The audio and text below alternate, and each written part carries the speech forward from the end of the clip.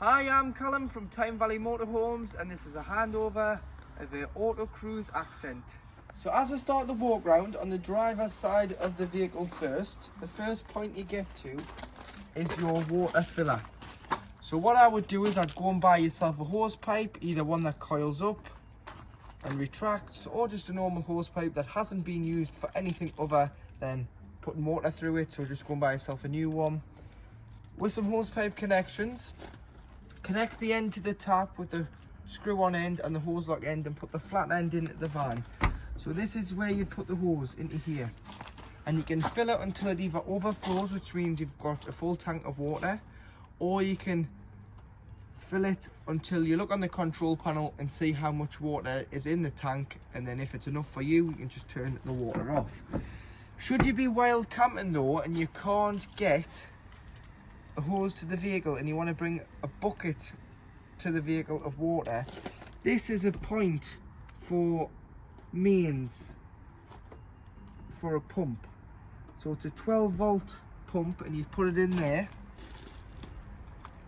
put the other end in here and drop the pump into the water, which will suck the water up into the vehicle and fill it that way. Underneath here on the top, you've got a drain for your fresh water, so you can drain it off. Or should I say, sorry, this is your wastewater, not your fresh water. So this is dirty water. So this is anything that you've put down the sink plug hole. So shower water, hand basin water, dishes water, all goes here. On the way out of your site, drive as close to the grid or over the grid and just let this drain out, as you wouldn't want to carry the added weight of wastewater with you, because it's going to use more fuel and it's going to impact your payload. So get rid of it when you don't need it. Here is your cassette locker. So you've got two habitation keys. One will be for the water, one will be for the cassette locker. And you'll be able to push catches in, lift and slide the cassette out. You can either carry it or wheel it to the waste disposal point, which is normally beside your shower toilet block on site. And then to get rid of your waste and your cassette, all you need to do is remove the grey cap, put that to one side, press the orange button, tip the content of the cassette out. Once you have, there's normally a tap, put some water in, give it a rinse, tip out again, and then you go in with a cap full, which is 120 ml of either the green or the blue liquid chemical, or you can do by eye and just pour it down the spout here. But that's how you would use your cassette. And then it just pushes back in, and it's good to be used again. Here you've got your mains connection point. So what you do is you get your hooker bleed, lift the collar on the hooker blade, slide it onto the vehicle, hooking the motorhome up first, then the sight, and doing it in reverse order when unhooking the vehicle, so that you're never walking around with a live lead. So at the back of the vehicle, you've got your rear parking sensors and your Westphalia toolbar with 7-pin electrics under there. You've also got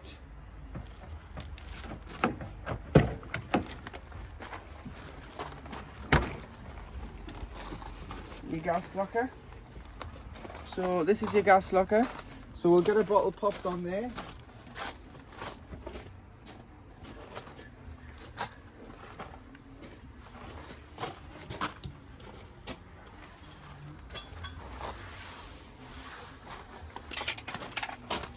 So it fits two 6-kilogram bottles, so like this, and these are colour, and it runs off propane.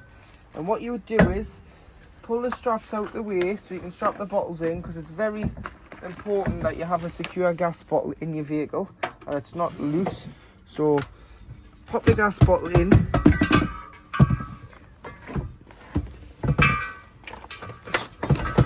strap it in first, top and bottom. I'm going to show you how to strap the top one in and then do exactly the same on the bottom one.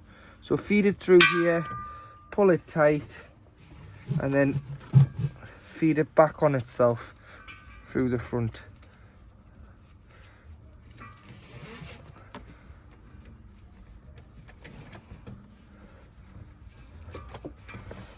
And then this is known as the pigtail, this pipe here, and this fits on the top of the cylinder, and it's left to tighten, right to loosen, so opposite threads with it being gas. You want to hand tighten it so far, and then you need to knit it up with a gas spanner or a adjustable wrench. So get yourself a gas spanner or adjustable wrench, and then put it on and give it one nip around the top of the bottle, just to stop the gas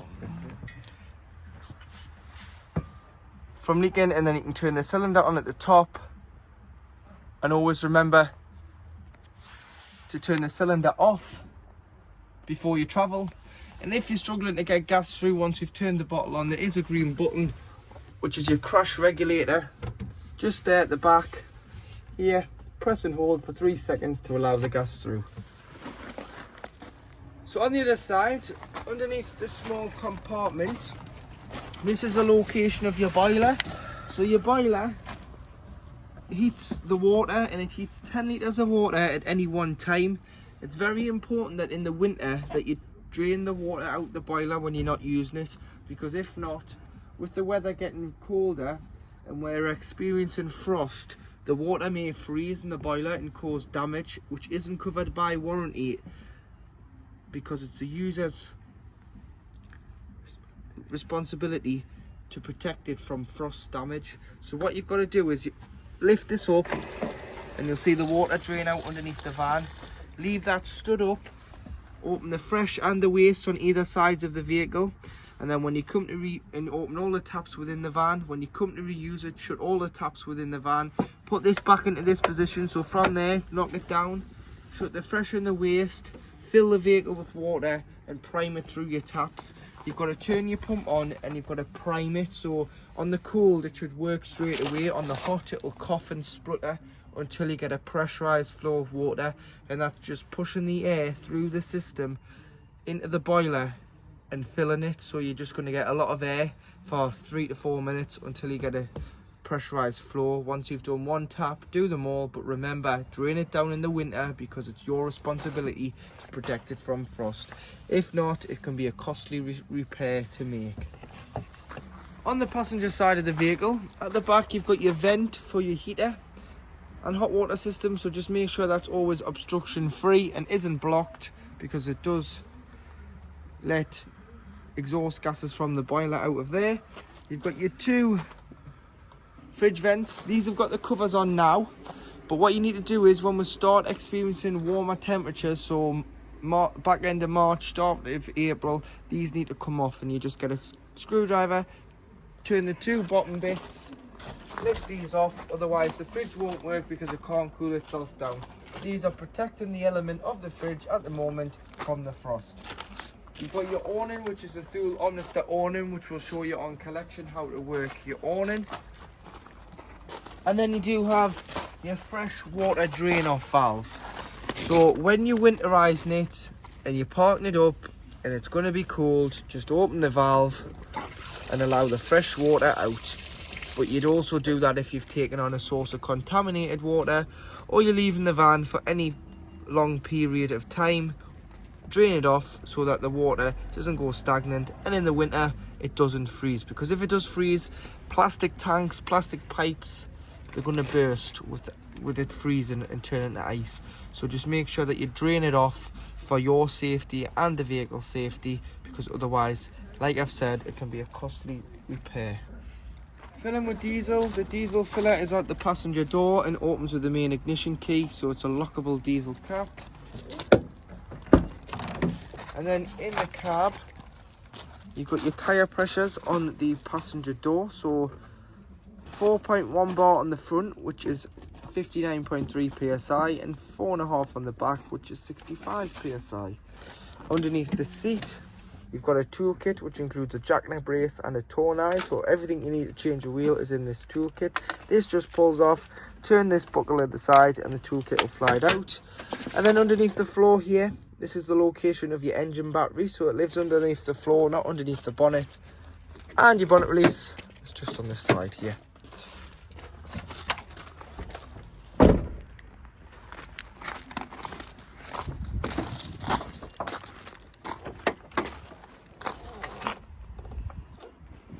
So under the bonnet, you've got all your fluids this side. So main one you're going to need, screw and wash. Then you've got your power steering fluid, your brake fluid, which is .4, and your coolant. Followed by your oil filler and your dipstick. And then to give or receive a jump start, you'd earth next to the headlight and put your positive, which is your red clip, just underneath this cap here. And that will give or receive a jump start to the battery underneath the carb floor. So this is your 12 volt control panel. So when you press the power button, which is your master switch, if you get this light, it means you're hooked up. If not, it means that you're just receiving 12 volt. And at the moment, it's charging the engine battery because the switch is here. So what you need to do is you need to press leisure, and it now operates off the design battery to run the habitation area, which is the leisure. But should you park it up and you want to charge your vehicle battery, you just need to press this one here and change it back to the vehicle. But we don't, we want to use the leisure battery to show you your leisure battery working.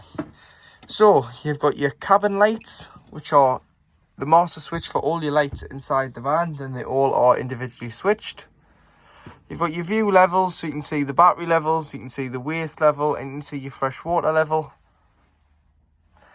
And you've got the water pump, so you need to turn the water pump on, making sure that you've got enough water in the tank first to pressurise the water to the taps, toilet and shower. And you've got your awning light, which is the light on the outside of the vehicle, which then illuminates here that it's on. So in the kitchen area, making sure that your pump's on, you'll be able to use your taps.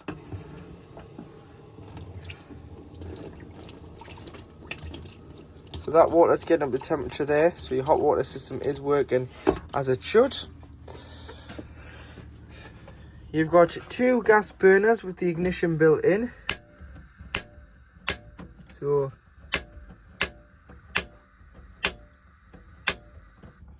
sometimes it does just take a little bit of priming to come through. And then once you've given it a bit of a prime, so if it's been off for a while, you've just got to keep holding and clicking and hearing the gas come through. You'll get both burners to work. Once you've had the burners on, if you do, just allow them to cool down before you put the glass lid down, otherwise you may shatter the lid. So it tells you there to not put it down when it's on, but also let it cool before you do put it down. Your microwave is a mains 800 watt, or should I say a 700 watt microwave, so you've got to be hooked up for that to work. So that will not work if you're wild camping, but it will work if you're on a site and you're on electric. And then you do have your grill.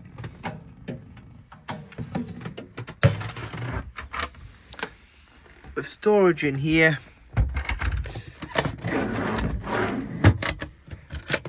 Two storage drawers. And that is your kitchen and your cooking facilities. So to operate your Dometic fridge, this button here turns your fridge on and off. So this is known as the master switch for the fridge. So that's it off, press and hold and you'll be able to turn it back on.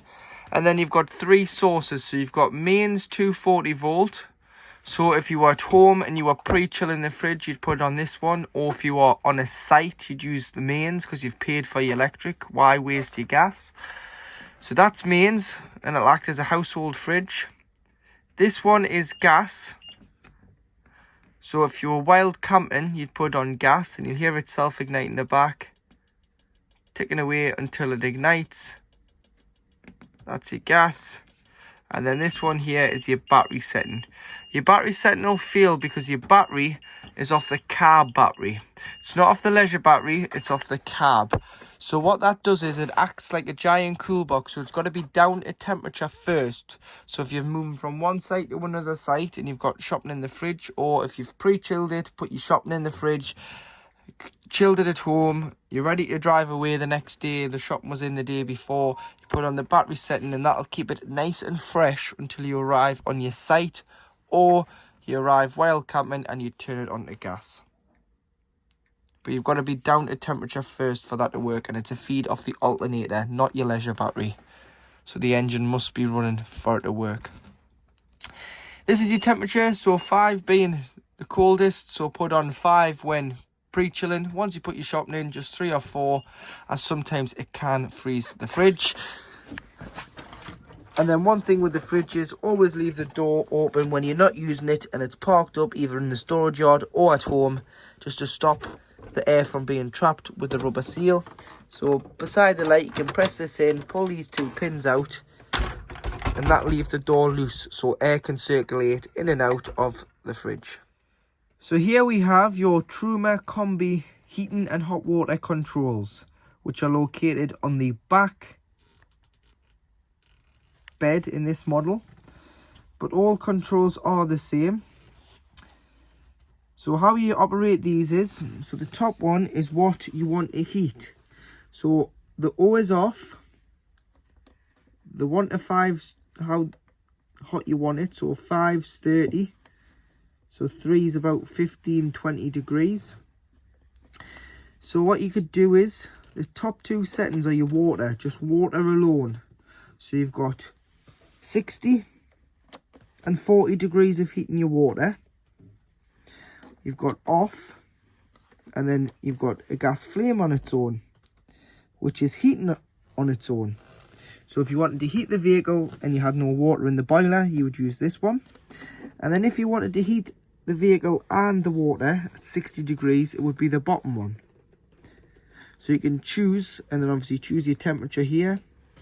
And then underneath, you've got what source you're going to use. So you've got 2 wiggly lines at the top, which is 1850 watts. So 1850 watts of mains power. So you've got to be hooked up for this one to work. Or you've got 750 watts of mains power.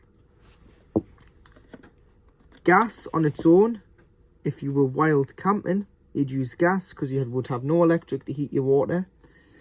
And then you've got gas plus 750 watts and gas plus 1850 watts. So if you're in desperate need of water, or it's you're away in the cold and you want to get the van up to temperature in the quickest time possible, this one first for the first 10 minutes, because you're using both sources together, which will reduce the time it takes to heat the vehicle.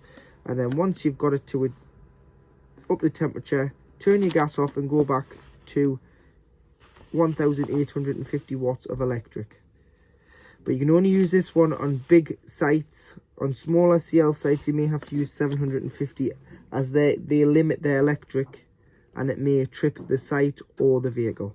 But on most camping and caravan and club sites throughout the UK, you can use the bigger voltage of 1850 watts. So to make the rear lounge into a bed, you've got 2 boards here which can be found in the wardrobe, which make the bed board, as well as the table which can be found over the cab. It goes in here, and then what you need to do is you need to just pull your base cushions forward, drop your backrests in like that. Do the same this side, so pull this forward, backrest in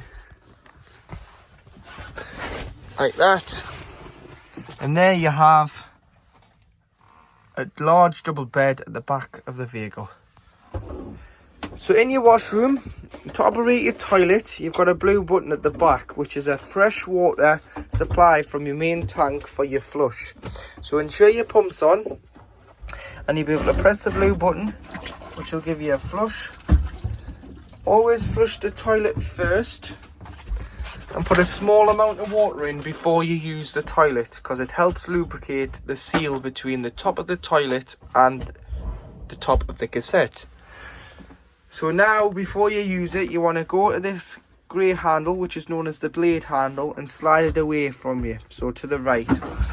It opens a hatch. Now everything goes into the cassette. Use the toilet. After you've used the toilet, obviously give it a flush. So give it a good flush. And then you want to close the blade, which is back to the left. If you've bought the blue and the pink together, what you can do is you can use the pink, but obviously it doesn't go in any tanks within this motorhome, but you can dilute it into an empty spray bottle, spray the toilet, flush it, and close the cassette, and it'll do exactly the same. Clean the bowl, give a nice fragrant smell. And then here you do have a diagram of a cassette. So under here you get 3 or 4 lights, green lights, which indicate when the cassette is full and it's time to take it out, empty it, rinse it, and replenish it with chemical. Your shower head comes out the tap. So when you winterize it, what I would do is pull that hose as far out as I can and just remove this head off the shower hose, just to stop any water from sitting in there. But you do have the hand basin as well.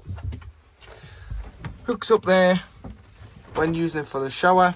You've got a shower curtain, and you do have your toilet door, which comes across as a concertina door there.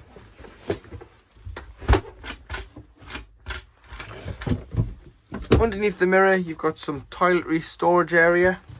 So to make your front bed up, what you need to do is press the button here and slide the base out, and then there's a wooden board that folds over to create a hard back here, and then you would pull your base cushion forward.